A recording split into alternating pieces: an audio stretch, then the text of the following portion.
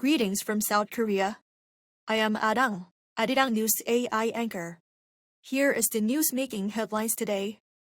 Though the much-anticipated meeting between the leaders of Pyongyang and Washington did not take place on the sidelines of the APEC economic leaders meeting last week, signs indicate that North Korea have been preparing for the possibility. That's according to South Korea's National Intelligence Service on Tuesday during a National Assembly inspection of the agency. The NIS reportedly stated that there have been indications that Pyongyang has been getting ready for possible talks with the U.S., such as analyzing policy tendencies of working-level officials within the U.S. administration. It also added that if the right conditions are met, the North is likely to seek contact with Washington. The United States has announced new sanctions on individual North Korean bankers and institutions for laundering money to fund Pyongyang's weapons program. According to the U.S. Treasury Department on Tuesday, among the 8 individuals and 2 firms accused are North Korean bankers Jang Guk-cheol and Ho Jong-sun, who allegedly managed more than $5 million in cryptocurrency connected to the sanctioned First Credit Bank. The Treasury Department said the network operates across China, Russia, and other countries using shell companies and foreign banks to disguise the source of funds. The latest sanctions come as U.S. President Donald Trump said sanctions would remain a key part of any dialogue with Pyongyang. In the United States, former Vice President Dick Cheney, one of Washington's most influential and divisive figures, has died at the age of 84. Cheney's family said he passed away on Monday from complications of pneumonia and heart disease. Cheney served under President George W. Bush and was widely seen as the driving force behind America's war on terror after the 9/11 attacks.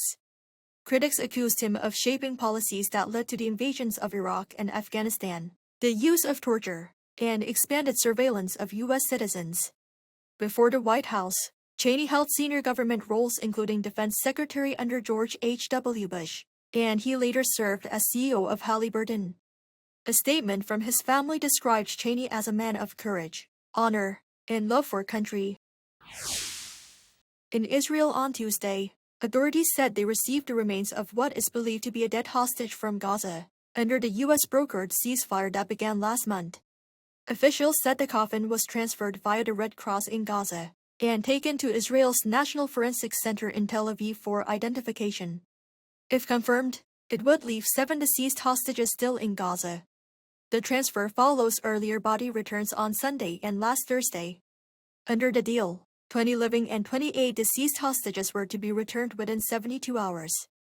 All living hostages were freed on October 13th, in exchange for 250 prisoners and 1,718 detainees.